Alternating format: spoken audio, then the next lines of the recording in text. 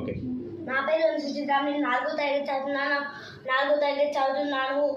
Alphores junior స్కూల్లో హుజరాబాద్. భారతదేశం గొప్పతనం గురించి నా చిన్న ఉపన్యాసం. నా దేశం భారతదేశం, వేదాల పుట్టినది నా దేశం. ఎన్ని మతాలు, ఎన్ని కులాలు, ఎన్ని భాషలు కానీ భిన్నత్వంలో ఏకత్వం నా దేశం.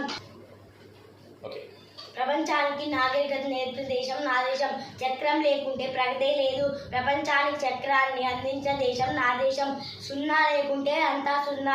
ప్రపంచానికి సున్నాను అందించిన దేశం నా దేశం. ప్రపంచానికి జ్ఞానభిక్ష పెట్టిన దేశం నా దేశం. ప్రపంచ తొలి విశ్వవిద్యాలయాల నలంద తక్షశిలల దేశం నా దేశం.